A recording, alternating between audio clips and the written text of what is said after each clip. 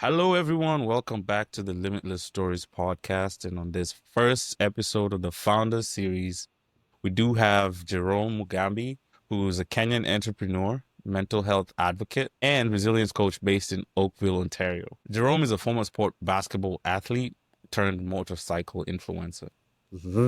Jerome is the founder of Open Up, a platform redefining emotional wellness through peer support and AI. After surviving a near-fatal motorcycle accident, he rebuilt his life from scratch and now uses his story to inspire others to overcome adversity, build emotional strength, and just live boldly.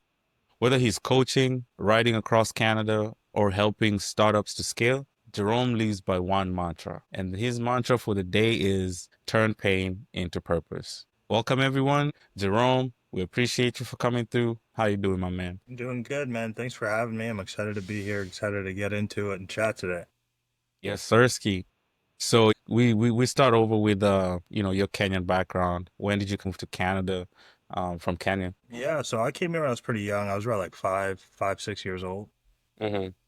We lived in Toronto for a little bit and then ultimately settled in Oakville. But my upbringing here has been interesting. So I've like moved around a lot. I played basketball on travel teams and I went out to Nova Scotia for university and then Waterloo for another degree. So I think that I've seen a lot of different places within Canada as well as the US. What's your outlook on being all over North America? Like you said, you've kind of touched base in the US and Canada. What are some of the differences that you see between the two countries? Yeah, I think that obviously like America's got a lot more people, Hmm. so that's like a stark difference. I would say that Americans are more genuine, and what I mean by that is it's like Canadians got this stigma about Canada being nicer, and we are nice, but it's really just like politeness. We'll say things because we feel like we have to, whereas like Americans will kind of just like say and do things because they want to, and if they don't want to do it, they'll just let you know, which saves a lot of time. Yeah. Hey man, he's starting with some Canada US beef. Okay, let's get into it. But I think that one of the biggest things that life has to offer is, mindfulness and just you being mindful of what Canadians can be and what Americans can be. That speaks to your ability to just recognize things for what they are. I want to take you back to the moment after the crash. What was the first thought that you remember? Truthfully, the first thought that I remember at that point in my journey was, where's my phone? Right. So all my personal items were gone. I was heavily involved in like the crypto space at the time, and like my phone was my lifeline. I had a lot of stuff on there. So the first thing that I really asked was like, where's my phone? Where's my phone? What's going on? And then I remember also just asking myself what happened because yeah, I woke up connected in like to all these things. And I was pretty like out of sorts. So those are the first two things that I remember when I came to. Yeah, so even in that moment, the first thing you went to is your phone, and that connects to like how we're so attached to like what we do, Yeah. and we can actually curve out our identities based on what we do, even in moments of near fatal death experience. Like I'm so intrigued that the first thought process was your phone. Yeah. It just it just goes to show you how powerful these devices are. Definitely, definitely. And as somebody who was, like just heavily involved in things being digital, I had a lot to lose, I suppose. But I think that this is actually a good thing to start there because, um, I realized that the first thing wasn't like, like, am I okay? Or, whatever it is. It was kind of just like going back to work and grinding and kind of like being a part of this hustle culture. Within that time, there was like a short time frame. I was in the hospital and I finally got a phone. It wasn't my phone. I had to come to grips with the fact that my phone was no longer, my IDs and all those things were no longer. But I was so intent on like working, right? And I was so intent on like trying to do stuff from the hospital bed. I remember a doctor came up to me and they were talking and they're like, why do you have your laptop? And I said, oh, you know what? Like, it's fine. Like, I have to kind of like continue to grind, do this all stuff. And she said, well, like, from what I understand, you just finished a master's a couple days ago. You're working full time currently. You played varsity sports. You've kind of just been go, go, go for the last like, 5, 10 years of your life. And you think that this accident happened to you so that you can work harder? I was like, yeah, 100%. Like, maybe motorcycles are a distraction. I have to kind of like lock in on what I'm doing, what I'm building. And all these things. And she kind of like looked at me and she said, oh, good luck with that. And then, fast forward a week later, she found me like sleeping. She was like, how's work going? And I said, I took a deep breath and looked in the mirror and I realized it's probably a good time to sleep. She was like, oh, thank goodness you said that because if you were still working, it didn't matter if we could save you here, you would have died by yourself. I said, yeah, I understand that now, right? Right. And that's really dope, bro. Like sometimes those conversations with this random people that show up in our lives in times of need can shift your perspective in so many different ways, right? Uh, And I'm just curious to know, like, Did you have any prior meditation practices, or did mindfulness come because of the accident? I think that like I was aware of it. Like I used Headspace a lot. You know, I was like I've been using Headspace for now going on 10 years, but I didn't practice mindfully, right? Like I knew about mindful, but it wasn't mindful practice, right? I Mhm. didn't practice mindfulness. I was just, doing it to say that I did it.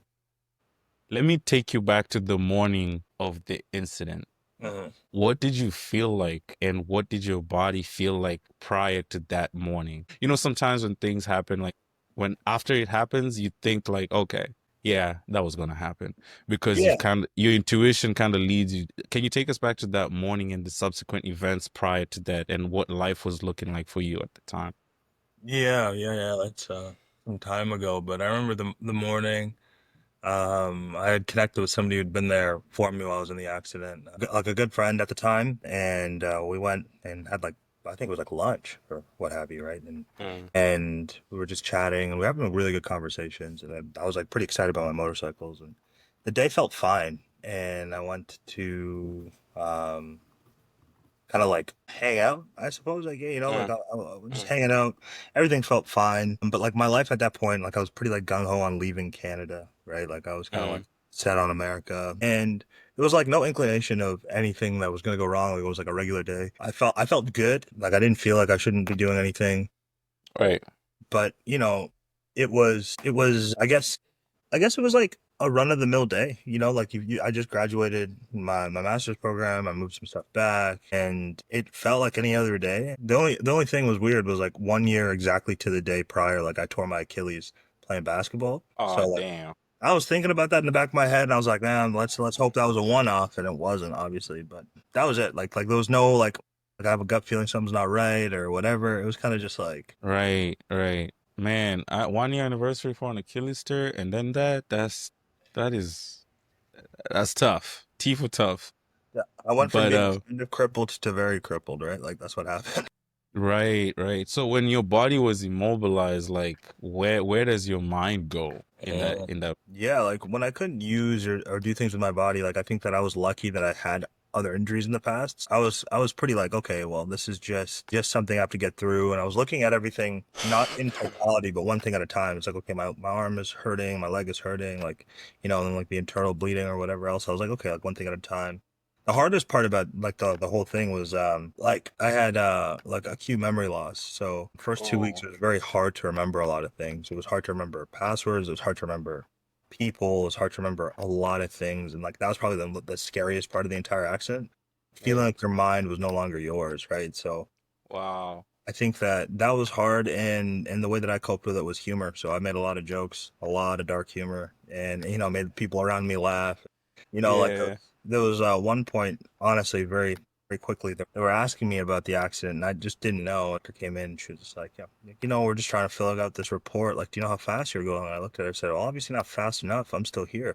And her face Hmm. just like she was like, oh my God. I'm like, I'm kidding. I'm just joking. I don't remember. Like, I'm just making light of a terrible situation. So that's Yeah. kind of where my mind was at. It was like, make people laugh, use humor as a band-aid, and try and remember. And still to this day, I couldn't tell you exactly what happened between the time like I got in an accident till maybe like with definitive certainty, like the first 2 or 3 days, because that was just people telling me what was happening. Like you're just getting feedback from other Yeah. people and then trying to connect the pieces. Uh-huh. That's kind of scary too, because you don't really know what happened, right? Right. And man, I think there's a lot to be said about just the resiliency of like an Achilles tear and then to this and then using humor. It just speaks to your personality and character. Not always taking life too seriously, but also understanding your role and how Uh-huh. you impact other people, which we'll kind of touch base into as we go into open up the platform that you're building. What got you into like riding and motorcycling? What sparked that interest? How did that start? Yeah, this is it's yeah, so Look at your face getting lit. yeah, so it's there's like a good portion to it, a little bit somber, but there's also some good. But always like bikes.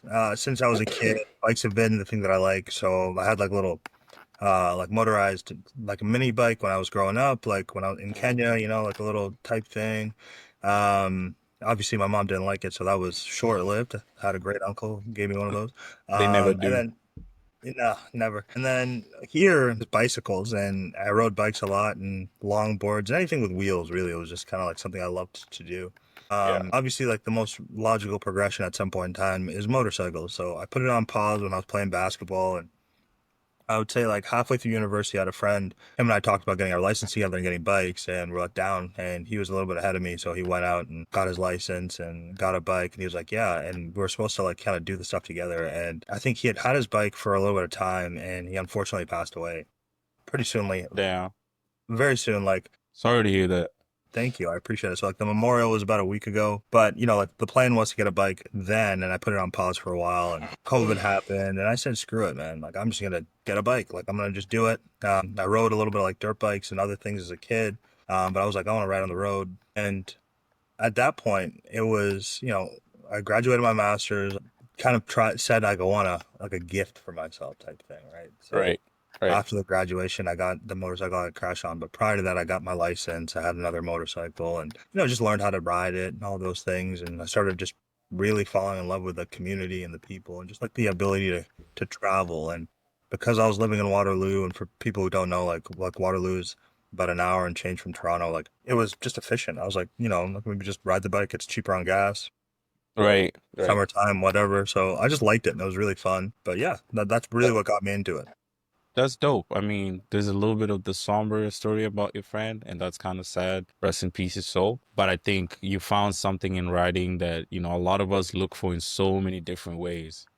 People go out of their way to seek something that can get them to be present and just, enjoy the moment. Quick follow-up. What did you do for your master's? Yeah, so I did a master's at University of Waterloo called Business Entrepreneurship and Technology.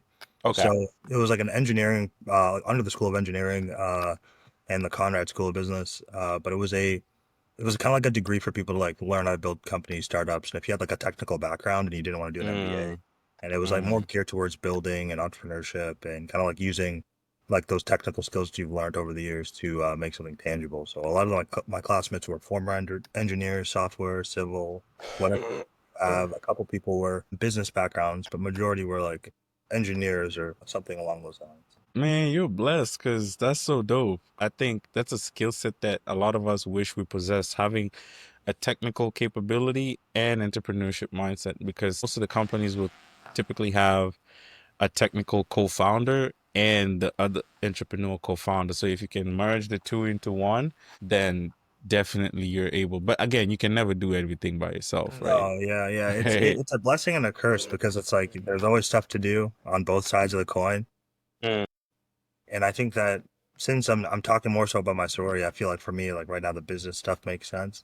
So I'm trying to like gear myself to there. But obviously, I got my hands dirty. I got a couple things being built. But if I had another person who was like purely technical, it would definitely accelerate things. I can move a little quicker. Right. Okay. Yeah, that makes a lot of sense. And that, takes two, or it takes a village to raise a kid. So I think it's so important to immerse yourself into the world where you foster collaboration and Mm, allow people to come into your world to kind of uplift you or get you to that next level. yeah. What got you interested in entrepreneurship? When did that kind of spark out? I was probably like 9 years old. So I would say that entrepreneurship, I wouldn't say overtly came from necessity, but I would say that like I wanted to be self-efficient, right? Like I was like, Right. the idea of clocking hours, and I think my friends got paper routes. And I was like, okay, like, and I was thinking about doing the same thing, but I got really big into like games and handheld devices, so PlayStation portables, iPod, Right. what have you. And I got into like jailbreaking, providing people the ability to like stream, get free movies and stuff. I I gotta keep my Wi-Fi password away from you, is what I'm hearing. So it's like, I got a lot of people who were like super interested, and I was like, you know what, like maybe just sell it. So I started like telling my friends, hey, like you want games instead of asking your mom or spending your birthday money on, a $70 game. I was like, give me $50, I'll give you 10 games and a memory card. And they're like, yeah, yeah, yeah, sure.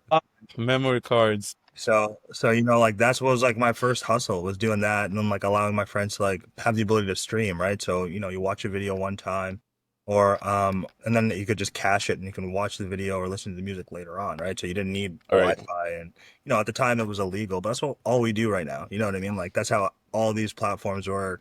most of them. So just being able to like do that for people was really cool. And I got into like the software side of things. And then fast forward, like my hobbies included, basketball and music. So like I play guitars and I started flipping stuff. So I started flipping sneakers and high-end guitars. And then, like I was 12 years old and I had people come into the house from Kijiji and my mom's like, who are these people? I said, oh no, they're from the internet. They're here to buy some stuff. And Damn.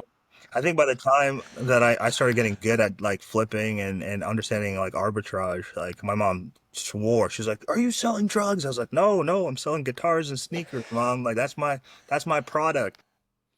I, I was just thinking like, from our background where we come from, like where would what would your mom say with strangers showing up to the crib? Like that's Seriously, right? And I was like, I was not a teenager, right? I was 12, right? And I'm like, "Mom, like I made this thing called Kijiji. Like this person's coming to buy this because I'm gonna sell it." And it was also just because like, like I couldn't ask my mom for the things that I wanted sometimes. So I was like, I'm just gonna find a way to do it, right? Like if I needed money, I was like, I'm just gonna sell this thing and buy this other thing.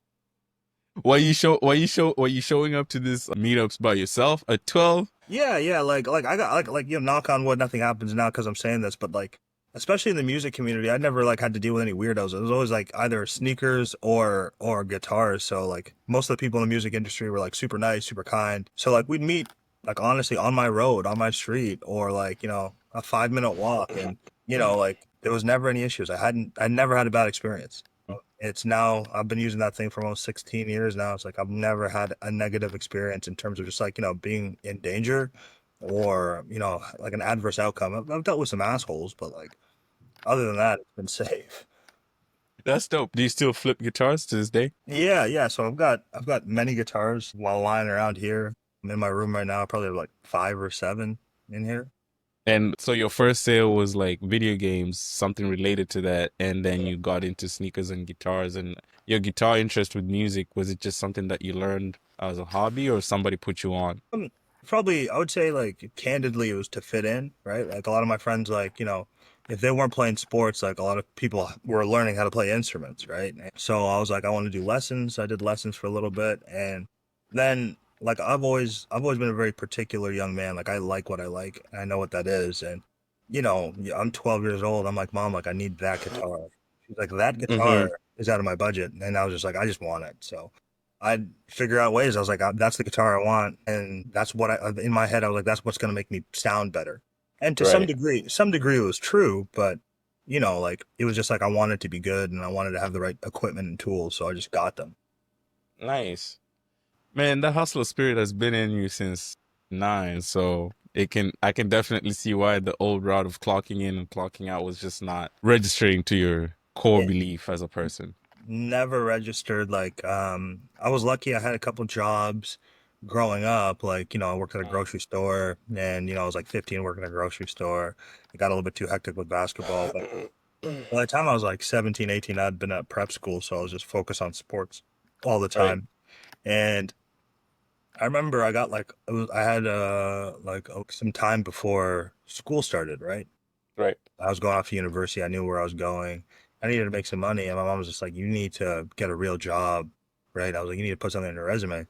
Right. So I had 3 part-time jobs. I worked as a an instructor at a Lego camp, Hmm. like robotics for kids.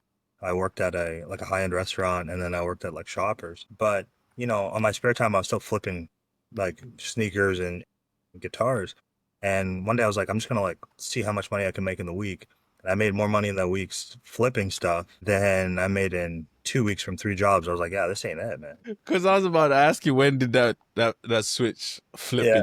in your mental? Right there and then I was like, okay, so like I can spend 2 hours, sourcing products, selling them, getting like my market, or I can spend 36 hours at minimum wage. I'm like, nah, man, that ain't Nah. like, I was like, these people are drinking something weird, bro. Like, you supposed to do this But till you die? I'm like, nah, I can't do that. yeah, and it takes a lot of courage to bet on yourself, right? Like Yeah. you got to believe in the products that you're sourcing and what you're selling. And I think thank you so much for sharing that because perspective is so important. I'm curious to pick your brain on this. Do you think that spirit is taught or you're innately born with it? I would answer it one of two ways. I think that there's some people who Mm, are more like that spirit is innately with them, mm, and they can't seem to shut it off, right? Like I know people who've never Right. had jobs. I know people who kind of like have done the corporate thing, but they can never settle down, and they kind of like keep one foot in, one foot out. And that was one of them. And then I know people who are, people who learn how to be entrepreneurs, right? And Right. they put in a lot of time and effort to understand these things because they're not no longer satisfied with where they are, right? So I would say Mm. that there's a lot of different types of entrepreneurs. There's like, like lifestyle entrepreneurs, so people just want to make enough money to fund their lifestyle, and then they're happy, and those people normally get there because they don't like how much money they're making somewhere else, and they figure, I can't make a lot more. Like, you know what I mean? Like, I need more money, and like that's where it Yeah. ends. And then Yeah. like there's like growth entrepreneurs, and people want to scale, and I'd say I fall into that bucket. And that you have to kind of have to have it because you can learn about it, read about it, but the second that you do it, you realize number one, it's so hard, and you hear about all these companies and all these people. And I remember very, very, very vividly listening to the founder of NVIDIA talking about how like he wouldn't do this again. Like it's not easy and thinking he's just saying that, right? And it's because you're in that mindset of like, like consumer mindset, right? Like you're Right. consuming things and like you want money to consume more things or to have more opportunities. The answer is always more money to you.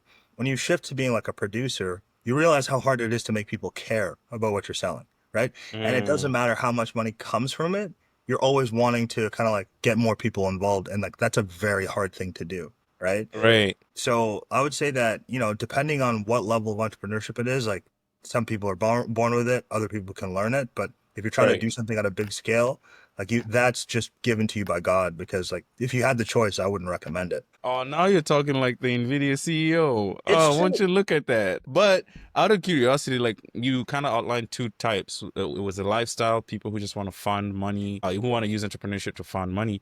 But then Yeah. there's also the growth aspect. How much of the growth entrepreneurship do you think is product based or impact based? What drives you more? Is it that I want my product to reach more people, or do you want it to be more impact based where if it reaches this people, I want it to enrich their lives in a different way that they haven't experienced before? I would say that I fall into that camp of impact. Mm. And it's just something that I've learned recently. And it's because after my accident, like prior to that, I was working in like fintech, and I had a fintech startup, and I was doing stuff in like that realm. So ROI and money was kind of like the goal on an entrepreneurial level. Right. But after my accident, I tried to go back to it, and I had no desire. I was like, I don't care about this, right? Like, I don't care that this makes money. And I told one of my co-founders, I was just like from a previous vendor, like my business partner, I said, listen, man, I have to try something else because I just don't care about the fact that the only reason you want to build this is because it makes money. It doesn't matter to me, right? Right, And right. it's not like I had all this money to my name. It's not like anything. I was starting from ground zero, but I realized that what really enriches my life is having conversations, helping people, and making a Mhm. difference. So I said, if I'm going to do anything, those are top of mind. And that's what makes this journey worth it, sorry, because it is hard. But if I have impact at the center of what I'm doing, helping people at the center of what I'm doing, and that mindset shift makes the hard days a little bit easier. Right, right.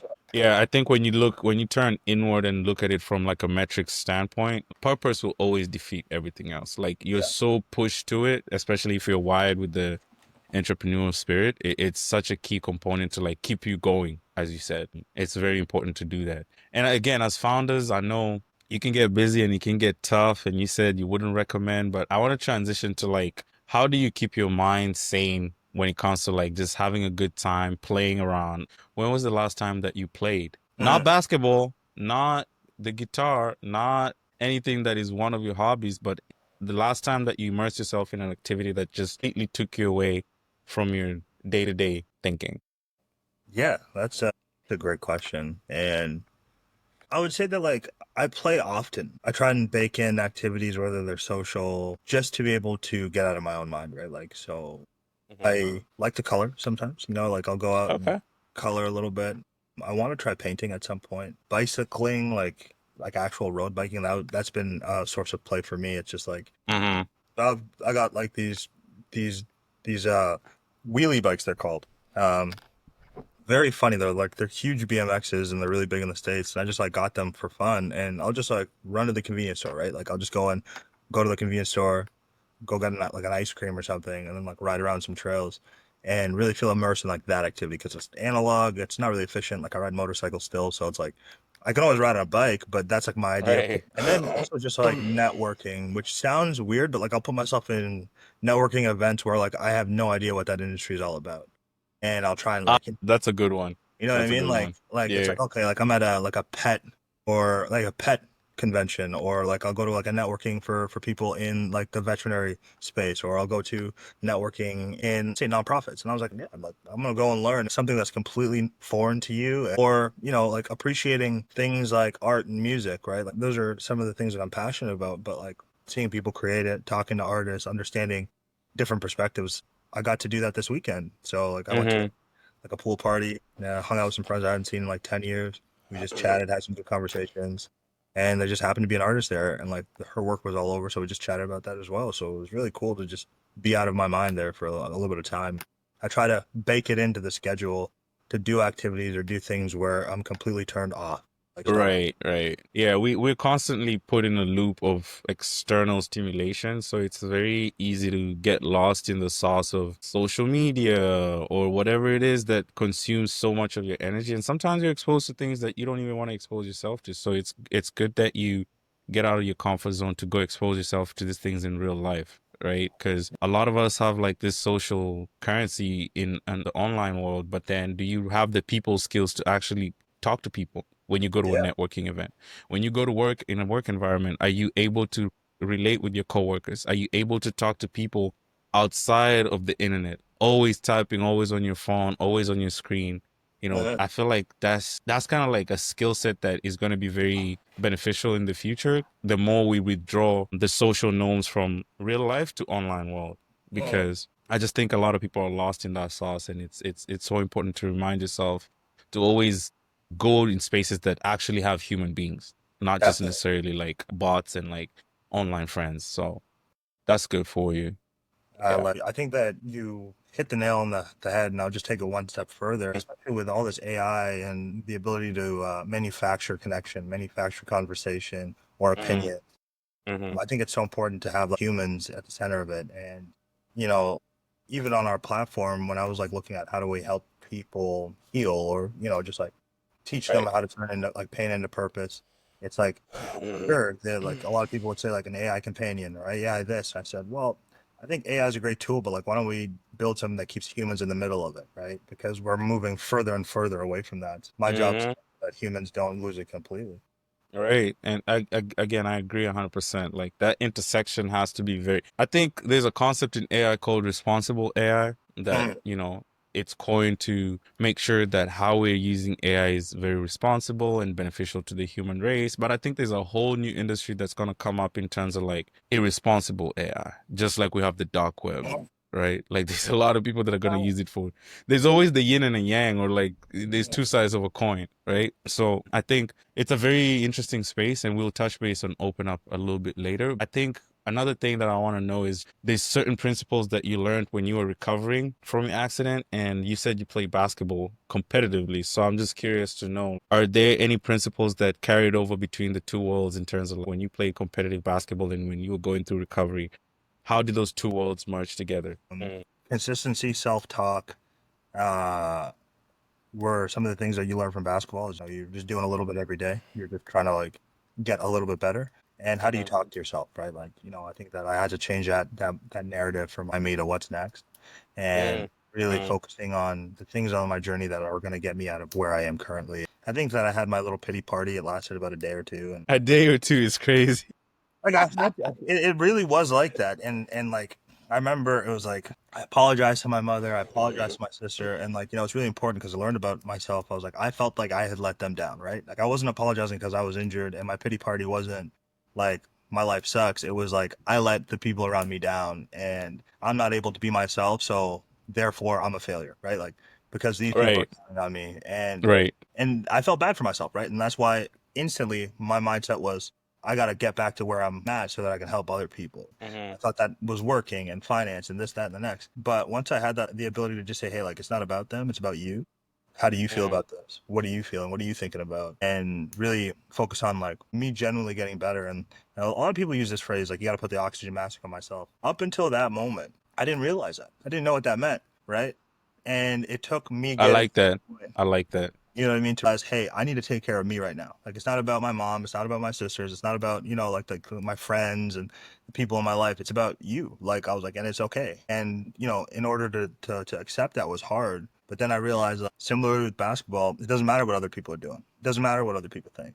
Like, you just got to put in the work so you can get out of this situation. Like, this is your reality, right? And I Right. think that being like in that mindset really helped me accelerate everything because the phrase that I used to keep me going was I would just tell people I'm gonna be out of here in 2 weeks, right? I Mm-hmm. told my mom Mm-hmm. 2 weeks. I told the doctor. I said, "Man, you just give me 2 weeks, right? Like I just need 2 weeks." And it just Mm. like allowed me to push for 2 weeks. And then if that didn't come, I would just say I just need another 2 weeks, right? And I kept saying that until I really did get out of the hospital. 2 weeks. Yeah, right. Like I finally got out in 2 weeks, but it was like a couple months later. But I had to have that mindset of just one more, or keep going, or don't give up. And that's the Right. same as basketball, right? And that's where those worlds collided and why I started doing what I'm doing now because I realized like resilience is a really powerful indicator of how people are going to succeed and or fail, but you can train it the same way you can train to make a jump shot. You can train your mind to be like, Mm-hmm.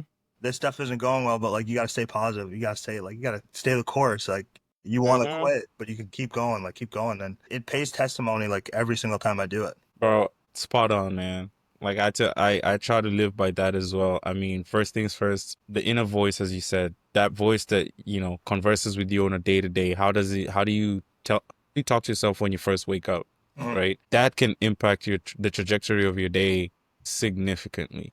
Like Definitely. if it's Monday and you feel like, all right, it's another Monday, then guess what? It's going to be another Monday. So it's so important, as you said, to just talk to yourself in a very positive, uplifting way because you are your biggest competition. No one else is always going to be you versus you. You can only go as far as your mind and your body believes it can go, Mhm. right?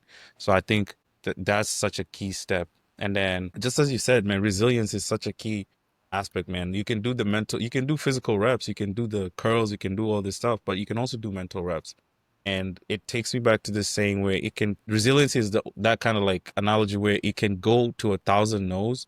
It could take up to 1,000 no's, and then that one yes is definitely going to shift the trajectory of your life. And that's the concept, is just keeping going, even showing up when you don't see the bigger picture for what it is. And I think sometimes I personally struggle with focusing so much on the bigger picture that I forget the steps that are needed to take. We need to take like in the present moment. Mhm. I give this quick analogy of like building a house, right? When you're building a house, when you're building the foundation, it's very dirty work. Like you got to do nails, wood, this and that, and it's not fun. It's not like something that you enjoy doing. But then once the foundation comes along, once the wall structures come along and they've done the painting, the electricals and stuff like that, now you can start hanging the expensive artwork. Now you can start putting on the chandeliers.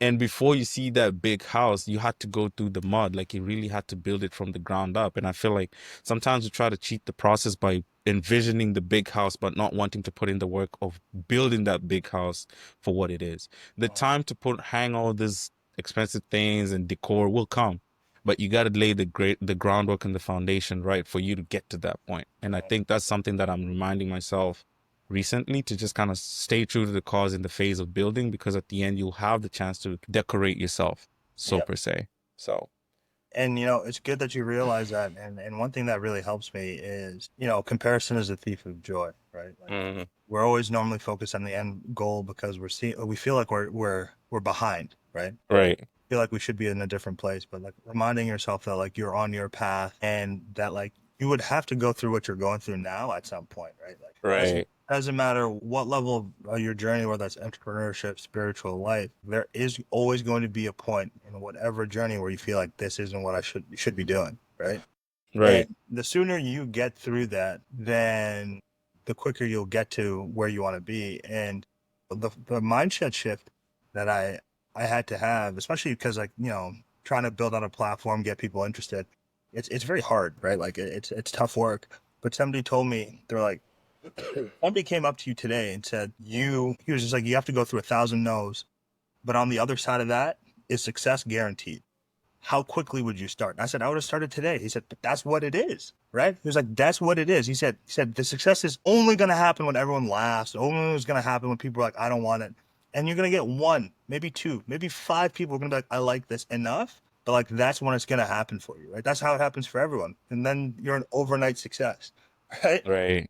But But it took reps.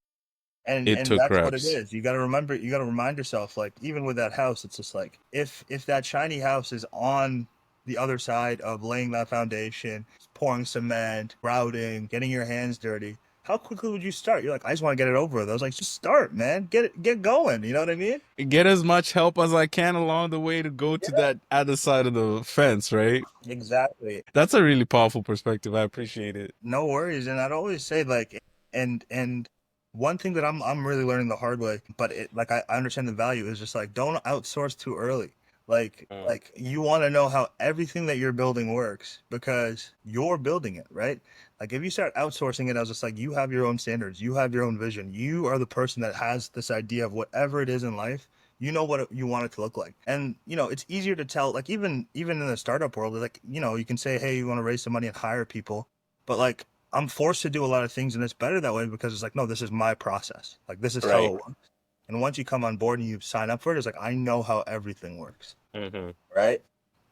I think this is a good segue to, the startup community and just open up in general. And I think what we hear often is healing rarely happens in isolation. So I want to segue into open up. Where did the spark for peer support plus like AI platform come from? Yeah, yeah. So like I was in the hospital one night. It was very early and I kind of like didn't realize it, but I was in the hospital and I posted like I was listening to music and I posted like a song at like 3 in the morning. And it Mm, wasn't like a sad song. I wasn't looking for attention. I just posted like a song that I vibed with. No picture of the hospital. It was just like an album. mm, And within like seconds, one of my old teammates was like, "Why are you up?" Right? Because it was like a Wednesday, 3 in the morning. And right. I was just like, I trust him. I know him. We play basketball. I said, "Hey man, like I'll keep it 100 with you. Like I'm in the hospital right now. I just can't get any sleep." And he said, "What happened?" I said, "It's a long conversation." He said, "Call me tomorrow and let's chat about it." I was like, "Cool." Right? And this is like an old teammate. Him and I were not particularly close, like, but like I knew that he was a hooper. I played with him for 2 years. And Right. so I called him and we started chatting and I told him what was happening and he was just like, dumbfounded and he opened up about some stuff he was going through, right? Right. And it was like pretty heavy stuff the same way. And it was just like, what are the chances we're going through something kind of similar that's life changing? But we had no idea, right? But what helped me was the fact that I knew that he was an athlete. I knew that he knew what it was like to get to the top of yourself physically and be Mm, awarded opportunities. And he knew what it was like to have that all stripped away. So the conversation was really authentic. And I didn't think much of it. Over the last couple of years, we've grown really close as friends. But mhm. what happened was really interesting. Is like I did therapy, I did all that stuff, and it helped me. But like I still found myself in crisis, or even like in feeling a little bit stuck. Like he would be who I'd want to talk to, or other people who kind of had been through similar situations. Mm, And at first, when I started like going back to the startup world, I was looking at AI and finance, and then I was just like, you know what? I was like that aha moment where I was just like, yo, this person gets it. I was like, I must not be the only one who feels like they want to talk to somebody that way. And then once I started asking people, they're like, yeah, man, like you have no idea. Like, like I was trying to find like, high performance coaching or military this or sports that. It just doesn't exist. And I was like, wait a second. Like I got an idea. And it was in that moment where I started realizing like other people who are in the subset of humans where like they associate with like high performance or kind of like holding themselves to a higher standard. They want to talk right. to other people who hold themselves to that standard, right? Because they understand the work that it takes to get to where they want to be or where they're going. Right. Right. That's such a profound epiphany, especially in that moment. And I think a lot of our epiphanies tend to come when we're going through pain. That's my personal experience. Like Yeah, there are epiphanies that come in moments of joy. Like for example, if you're on vacation and you have the aha moment of like, damn, this could actually be my lifestyle. yeah, Typically it's wishful thinking in that moment, but it yeah, can propel you to get to a different level when it comes to how you want to think about life in general. So I think, yeah, epiphanies the ones that come from pain are more profound just because it's a lot to come out of a dark place, as you yeah, said.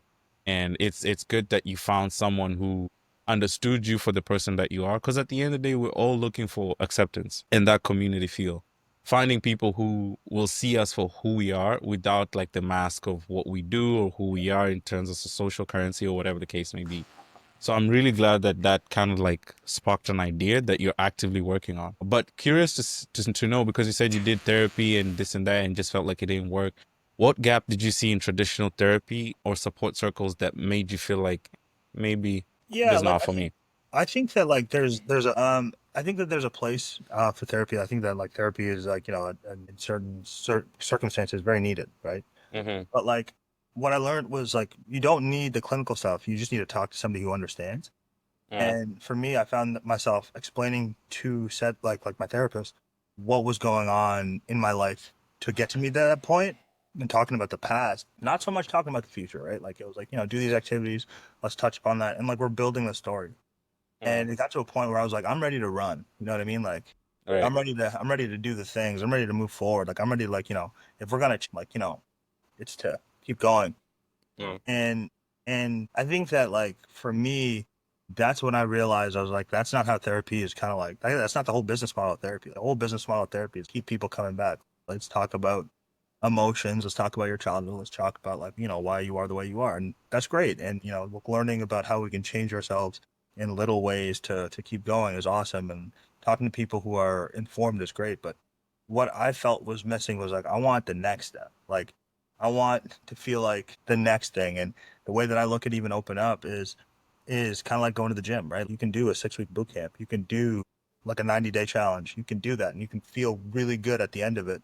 And it doesn't mean that before that you weren't feeling good. It doesn't mean that before that like you weren't living with purpose. But mm-hmm. it might be just what you need to kickstart a new lifestyle. It might be what you need to kickstart a new era of something. And the Right. whole idea of the platform is to be preventative, not crisis response, right? We want to be the point where we teach people how to deal with certain things. We teach people that, regardless of what you look like, what you do for work, like there's other people out there who gone through some tough times and it's okay. And you can talk to them and you can kind of like push through it. And, life will keep on going. Right. And I think, bro, there's a niche for everything and everyone, right? Just Yeah. because therapy works for certain people. And I don't even want to open up the can of worms where I could merge therapy and the pharmaceutical industry because I might get, you Canceled. know, yeah. But I think preventative measures are things that we need more in society as opposed to like the crisis. When you enter crisis, now you're in desperation, Mhm, right? Like you're seeking anything and anyone to stop the pain, to mhm. stop the bleeding, right? And sometimes you don't necessarily have to get to that point. So I think Open Up is a great start to that avenue, and I'm really happy that you kind of found this niche for yourself and the people around you coming from a personal standpoint. So Yeah, thank you, man. I appreciate yeah. it. I was at the right place at the right time. And that's how you know your purpose is meant for you. So you said like you had a Kijiji at 12 going out meeting strangers. How do you foster trust online, especially among men who struggle to share? So, like, I'll answer this from the platform's perspective, and then I'll answer it for myself. So, Yeah. I think that from the platform, it's anonymity, allowing yourself to be an anonymous person Mm, and talk about what's going on, and also just see that the person you're talking to has actually done some cool things in their life, right? Like, because right. you know, men, we're always competing, we're always kind of like looking for the approval of other men. Unfortunately, that's just how we are, right? We buy fancy cars, not for women, but for other dudes. Like the only people who cared, right? Like we It's do. crazy. It's crazy when you hit the gym and then you expect it's going to be the ladies talking about it, but it's like a gym bro coming up to you talking about, "Hey, I see you, bro. Man, It's like, I don't want your yeah, validation."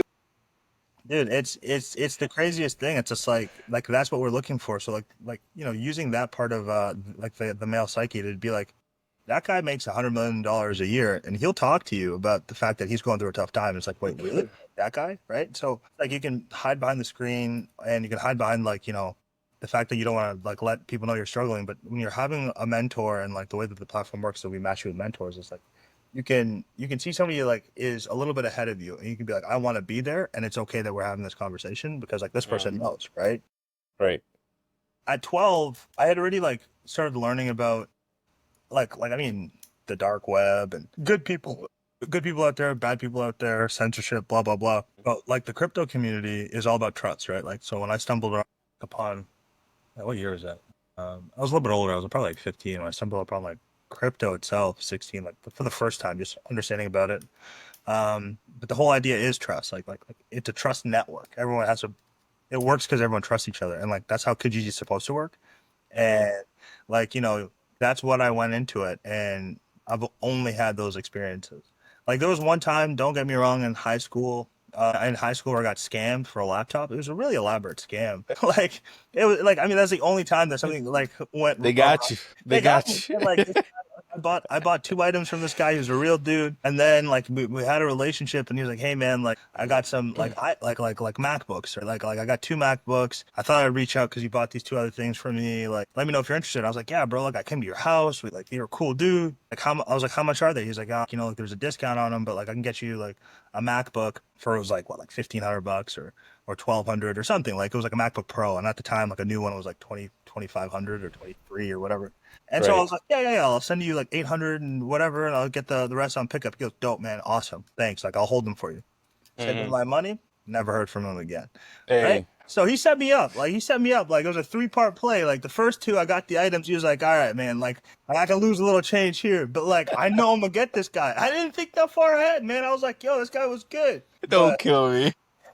it was a three-part play, but that's the only time I got set up like that. And hats off to that guy because he really had me on the ropes. I was like, yeah, that guy's my friend. He wouldn't do that.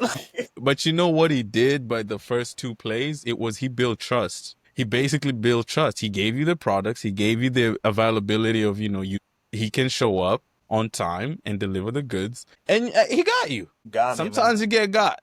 Yeah, that's it, That's man. just what it is. I messaged him like a couple years later, like, cause I still had his contact. I say, hey man, not sure if this is still your same number. I was like, I just want to know why. He goes, dude, I was in a really bad way. Like, I'm still going through it. I said, you could have just asked. You know what I mean? Like, like you were nice enough that if I could have helped, I would. He's like, yeah, I guess, but yeah.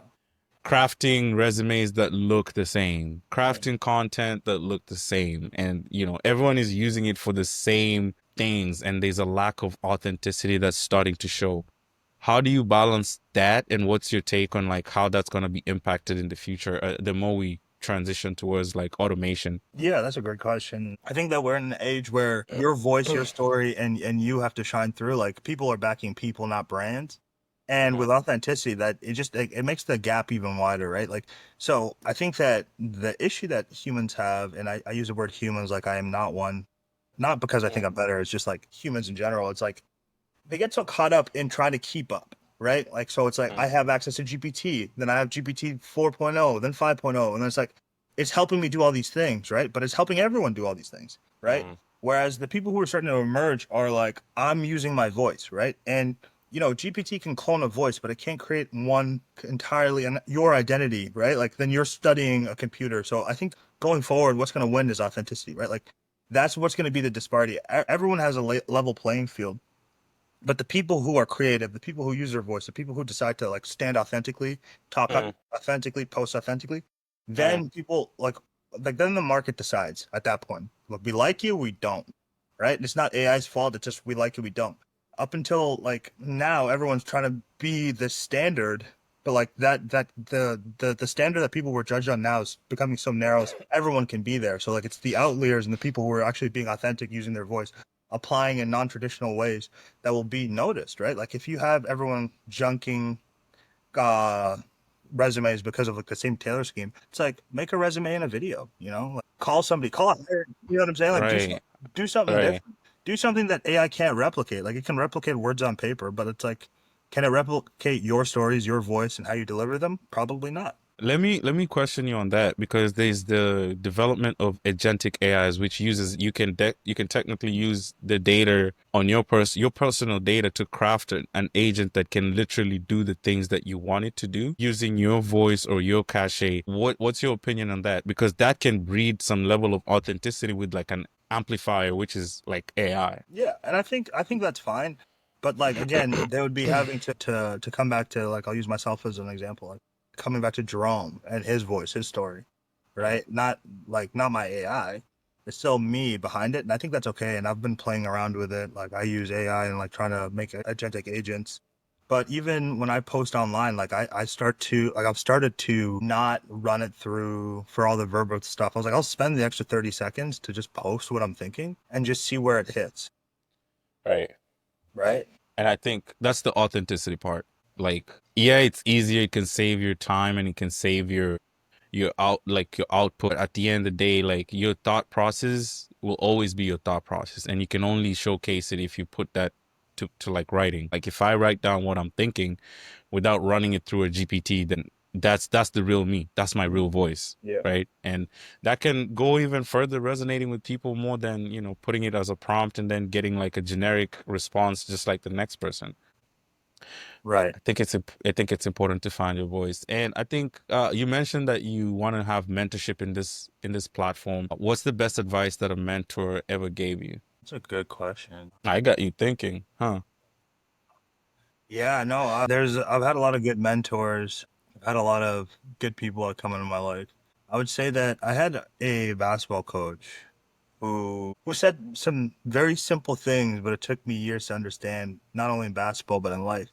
He said, he said three things: keep calm, be patient, and all you have to do is try. And he would tell me that when I played, when I was practicing, and I never understood. He was like, just be calm, just be calm, just be calm. Like, just remember that, stay calm. And I would always be like, yeah, I am calm. He was like, no, like, be calm, patience, patience, patience. But all you got to do is try. Just try, just try. He's like, if anything else, try. And it sounds like very simple advice, but you can apply that to everything in life, good, bad, and ugly, right? To just be calm in those like high pressure situations, good or bad. Allow yourself to have patience, allow things to develop, and then just try it. The worst that happens is you fail, and there's always going to be times where you realize you have to pivot or drop something, but you have to really try it, and not like a half-assed effort. Like you have to really try.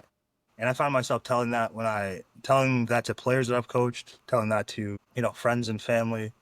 But I'd say that's probably the best piece of advice that a mentor's ever given. I resonate. I agree with that, bro. Like, I think for me, one of the biggest things I'm learning or I've learned over the years is just stay calm under moments of pressure. Like, there's a profound feeling that you get as a person when nothing really shakes you to the point where you can see things clear. It doesn't mean that you're not challenged to respond. It just means you're internally in tune with yourself to the point where nothing will really take you off your center. Like, you could just stay calm in moments of pressure because that can allow you to make decisions that are life changing, because sometimes all it takes is to just a moment of rushness and your life switches completely to like a different direction. So I think you're spot on in saying keep calm, be patient, and just try. I think that was really solid advice that I can definitely input in my current list of advices that I ask my guests. Thing. Finish this sentence. Like, pain becomes purpose when Pains become purpose when you allow yourself to feel it. When you allow yourself to feel it. And I think that's really important. And I say that because um, when I was in the hospital and going through all those things, I didn't cry. Like I hmm didn't cry. I was scared, but I didn't cry. Like I got out of there. I was still laughing and pushing, and it was probably around 8 9 months. Or 8 9 months. I went to where it happened, and I got there on my own 2 feet, and I rode a motorcycle there. And I said to myself, like, I did it.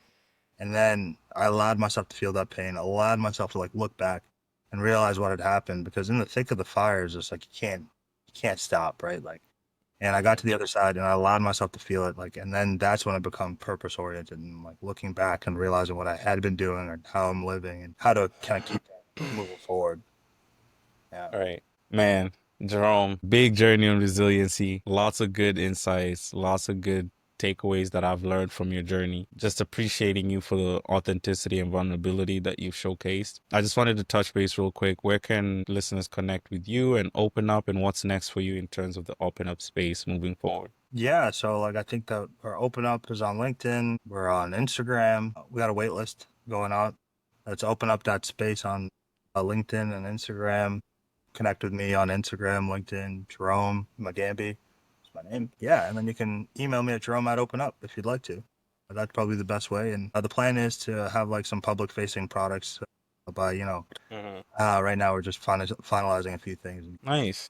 Well, definitely gonna see a follow from me, because I love the work that you're trying to build and what you're trying to get into. Super happy to have connected with you. As we start this new week, what's my one micro win that you're looking forward to for yourself, and what can you encourage people to get into? I would say that like a micro win for me, like today, it was just like getting to the gym. I know that this startup journey has taken up a lot of time, and I've neglected as consistent as I normally am with like my physical well being. And hmm although literally the path to the gym wasn't easy today, and getting there had its own challenges, like I got something done. I got it in, right? And like that's like a micro win. And I think that for me, like the micro win for this week is going to be like just taking care of myself physically at least 3 times over As you said, keep calm, stay patient, and try. yeah, So, that's it. and Jerome, appreciate you so much. Thanks for taking the time. And with that, I'll wrap up the episode. Thank you so much for showing up, bro. I appreciate you. It was lovely getting those insights from you. And thanks for having me, and I appreciate getting to know you as well, man.